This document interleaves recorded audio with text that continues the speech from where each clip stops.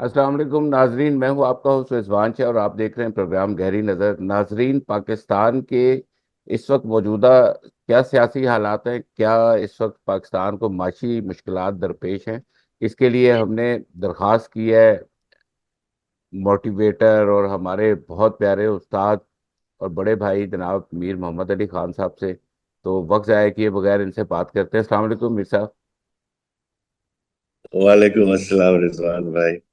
سر، آپ ہمیشہ ہمیں بہت زیادہ موٹیویٹ بھی رکھتے ہیں ہر حالات میں، گو کہ حالات اچھے نظر تو نہیں آتے۔ تو میر صاحب، ابھی آپ سے یہ پوچھنا چاہتا ہوں، پاکستان کے سیاسی حالات اب کس طرف آپ جاتا دیکھ رہے ہیں؟ اس وقت عجیب سی صورت حال ہے۔ ایک گورنمنٹ ہے جس کو عوام شاید اتنی پسند نہیں کرتی ہے، اور ایک مطلب عوام کا یہ کانسیپٹ نظر آتا ہے کہ ہم نے جس کو ووٹ دیا ہے وہ گورنمنٹ میں نہیں آئے ہیں۔ تو یہ 45 اور 47 والا معاملہ کیا ہے؟ دیکھیں، میری نظر میں سب میں پہلے پاکستان کے حالات بہتر ہوں گے، بالکل ہوں گے۔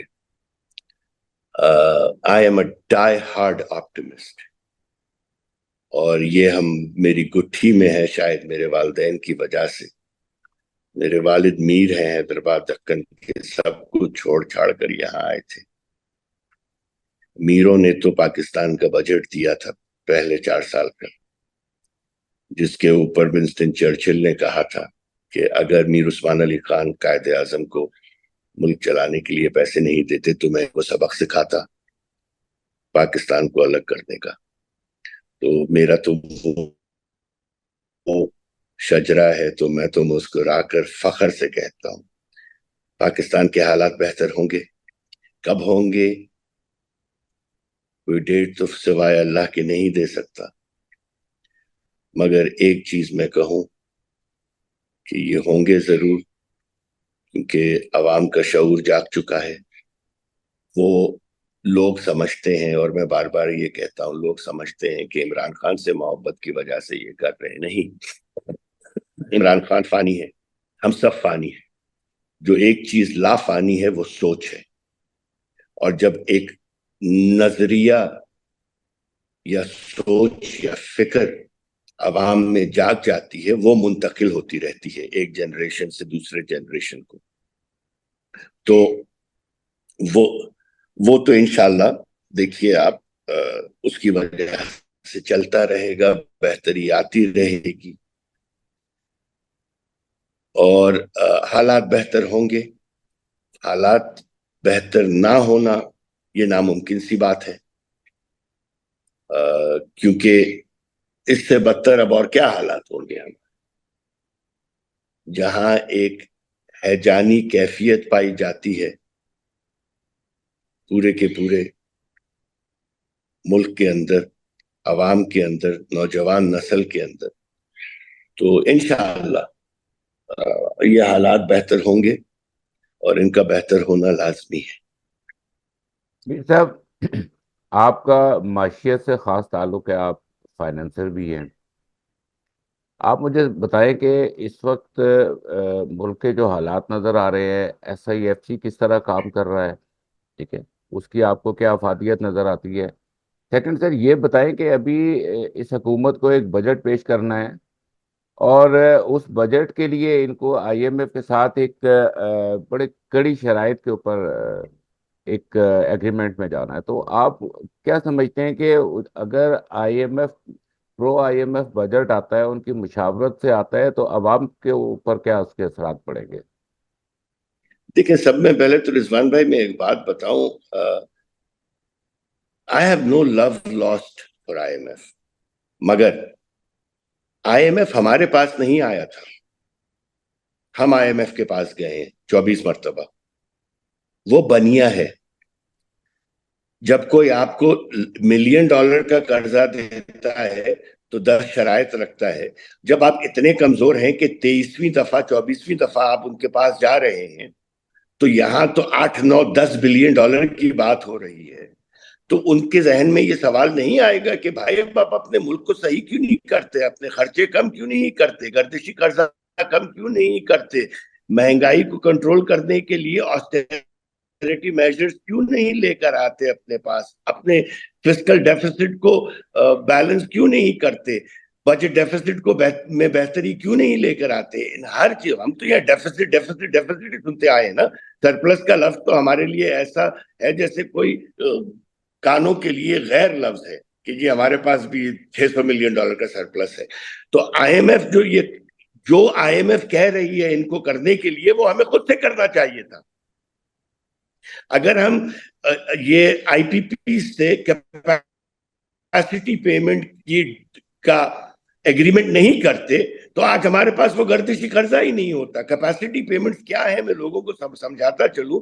ऐसे है जैसे किसी होटल वाले से आप कर लें कि जी मैं 3 वक्त का खाना आपके पास से मंगवाया करूंगा, मगर आपको महीने का 3 वक्त के खाने के पैसे पूरे महीने में आपको दूंगा, मगर आप सिर्फ 6 दिन खाना मंगाए। आप खाना 6 दिन मंगा रहे हैं या 10 दिन मंगा रहे हैं, मगर पैसे पूरे 30 दिन के आप उसको 3 वक्त रोज के लिहाज से दे रहे हैं। ये कैपेसिटी पेमेंट है। इसमें अगर रिश्वत नहीं ली गई है तो मैं मान ही नहीं सकता, क्योंकि ऐसे मुआहदे सिर्फ वहां किए जाते हैं जहां अपनी जेब अच्छी नजर आए और मुल्क के बारे में ना सोचा जाए। किक बैक्स के लिए किया आज गया। क्या जी? किक बैक्स के लिए किया गया ये। ऑफ कोर्स, ये मेरा तज्जिया है, ये वरना हो ही नहीं सकता। उन्होंने इसको कंपाउंडेड 10 साल के लिए करके कहा होगा कि आपके कैपेसिटी पेमेंट इतने बनते हैं, इसमें से मुझे 5% 10% अपफ्रंट दे दें और मैं आपको एक सॉवरेन गारंटी दे देता हूं एज ए मुल्क, as a nation, as a Pakistani रियासत, कि इसके ऊपर कोई डिफॉल्ट नहीं करेगा। 182 स्टेट ओन्ड एंटरप्राइजेस है हमारे पास, जिसमें से 91% जो है वो लॉस मेकिंग है। तो ये हमने पहले दिन से प्राइवेटाइज क्यों नहीं की? Government should never be in the business of running businesses. ये हुकूमत का काम ही नहीं है। मार्गरेट थैचर ने 80s के अंदर इंग्लैंड को पूरा तब्दील करके रख दिया, क्योंकि सारे हुकूमती असासे जो हैं, चाहे वो अच्छे चल रहे हो बुरे चल रहे हो, उसको प्राइवेटाइज कर दिया। उसकी इतनी मुखालिफत आई थी कि उसको आयरन लेडी का खिताब मिल गया कि आज she is an iron lady. इतनी मुखालफत के बावजूद भी वो कर रही है। मैं आपको अपने मुल्क की मिसाल देता हूं। यही बड़े बड़े बैंक जो आज प्राइवेटाइज हो गए हैं, HBL, UBL, commercial bank, so on and so fourth, आज से 25 से 30 साल पहले इन्हीं बैंकों से अरबों रुपए के कर्जे लिए जाते थे। प्राइम मिनिस्टर ले लेता था, वजीर ले लेता था, काउंसलर ले लेता था। अब यही बैंक सारे प्राइवेटाइज हो गए हैं। सदर पाकिस्तान भी अगर सदर HBL को फोन करे और कहे 1 करोड़ का लोन चाहिए, वो कहेगा सर मैं कुछ नहीं कर सकता, आप अप्लाई कीजिए, अगर आप क्वालिफाई करते हैं तो आपको कर्जा मिल जाएगा। दूसरी अच्छी बात क्या हुई, यही सारे बैंक लॉस में जाते थे, ना ही वो बल्कि प्रॉफिट में आए और उस प्रॉफिट के ऊपर टैक्सेस भी पे करना शुरू कर दिए, तो पाकिस्तान को फायदा हुआ। तो हमारे पास हर दफा वादे होते हैं, हर दफा हर एक ख्वाब, नए ख्वाब दिखाए जाते हैं, हरी घास दिखाई जाती है हमें, ये सब चीजें करके, क्योंकि अवाम में माशी शऊर नहीं है और नहीं होना भी नहीं चाहिए। दुनिया की कोई किसी अवाम को बैलेंस शीट पढ़े तो समझ नहीं आएगा, बजट पढ़े तो समझ नहीं आएगा। ये यहाँ की बात नहीं है, जर्मनी में भी यही है, अमेरिका में भी यही है, इंग्लैंड में भी यही है, पूरे जापान में भी यही है। मगर वहां पर ईमानदार सियासतदान मीर साहब, बात यह है कि मतलब आप कहना चाह रहे हैं कि प्राइवेटाइजेशन जो है वो बेहतरीन है इस वक्त हल। हमेशा से मैं ये कहता हूं भाई, आप अपनी जेब से बहैसियत हुकूमत पाकिस्तान अरबों रुपए जेब से निकाल के उसके अंदर फूके जा रहे हैं इसलिए कि आपने वहां पे नौकरियां दी हुई हैं और वो आपके वोटर्स हैं। मतलब पाकिस्तान कम है और मेरे वोटर ज्यादा हैं। एक जमात ने PPP में दी, एक जमात ने PIA में दिया हुआ है नौकरियां, दूसरी जमात ने वापडा में दी हुई है, तीसरी जमात ने पाकिस्तान रेलवेज को दी हुई है, चौथी जमात ने सुई नॉर्दर्न को दी हुई है, सुई सदर्न को दी हुई। मतलब मजाक बनाया हुआ है पूरे के पूरे सिस्टम का, हमारे अपनी लेकिन मीर पर्सनल साहब, जागीर की तरह काम आप कर। آپ یہ مثال تو دے رہے ہیں، لیکن ایک بڑا اہم نقطہ یہ بھی ہے کہ ہر دفعہ عوام ہی 2 کپ چائے سے 1 کپ چائے پہ جائے، ہر دفعہ عوام ہی 2 بسکٹ سے 1 بسکٹ کے اوپر جائے، قربانی صرف عوام دے، باقی سارے پروٹوکول کے مزے لیتے رہے حکمران۔ آف کورس، آف کورس، اصل غصہ کس بات کا ہے؟ مجھے بھی ہے، عوام کو بھی ہے، آپ کو بھی۔ اس غصے کو چند اقتدار والے کہتے ہیں عمران خان سے پیار ہے۔ کمال ہے یار، میری یہ بات ابھی تک سمجھ ہی نہیں آ رہی۔ پاکستان سے زیادہ پیار ہے عمران خان سے، زیادہ 100 گنا زیادہ مجھے پاکستان سے پیار ہے، اور کروڑ گنا زیادہ مجھے اس نظام سے نفرت ہے۔ اور وہ ہے جو اس نظام کے بارے میں کھڑا ہوا ہے، میں اس کے ساتھ کھڑا ہوں، کھڑا رہوں گا۔ نظام کی بہتری اصل چیز ہے۔ ہر دفعہ عوام کو کہتے ہیں آپ 2 چائے سے 1 چائے کی بات کر رہے ہیں، یہاں 1 سے 0 پہ آ گیا ہے عام آدمی، پیٹ بھر کے کھانا نہیں کھا سکتا۔ جب آپ اور میں تو ایک ایسی کلاس سے ہیں جہاں پہ ہمیشہ سر کے اوپر چھت رہی ہے ہمارے، کھانے کے لیے میز بھری رہی ہے ہماری۔ میرے تو رونگٹے کھڑے ہوتے ہیں جب میں سوچتا ہوں کہ میں کس کلاس سے ہوں اور ایک عام آدمی کس کلاس سے ہے۔ آج تک ہمیں پھٹے کپڑے نہیں پہننے پڑے، ہم یہ چیزیں سوچتے ہی نہیں ہیں۔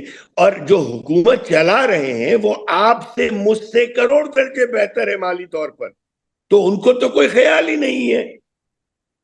They simply don't give a damn۔ میر صاحب، پروگرام کے آخر انہی میں مجھے آپ چوروں، یہ بتا دیں کہ جو ابھی موجودہ حکومت جو بجٹ لے کر آئے گی، اس سے عام آدمی کی زندگی پہ مزید بوجھ بنے گا؟ کیا بجلی اور گیس مزید سو مہنگی ہونے فیصد جا بنے رہی گا، ہیں؟ زیادہ بنے گا، بہت زیادہ بنے گا، 100% بنے گا۔ بجلی کی پرائسز بڑھیں گی، پیٹرول کے اندر وہ 100 روپے لیوی کی بات کر رہے ہیں، ابھی میرے خیال میں 60 روپے 40 روپے اور بڑھے گا وہ لیوی کے اندر۔ وہ انٹرسٹ ریٹ کو ابھی نہیں نیچے کرنے کی بات کر رہے ہیں، ورنہ انٹرسٹ ریٹ نیچے ہو جانا چاہیے تھا۔ وہ ہر اس چیز کی بات کر رہے ہیں اور میرے خیال میں صحیح کر رہے ہیں۔ اب دیکھیے، ٹیکسز بڑھانا صحیح نہیں ہے، مگر وہ یہ کہتے ہیں کہ دوسروں کو تو ٹیکس کے نیٹ میں لے کر آؤ۔ جو تھوڑے سے چند ملین ٹیکس دہندگان ہیں انہی کے اوپر ایکسٹرا برڈن ڈالے جا رہے ہیں۔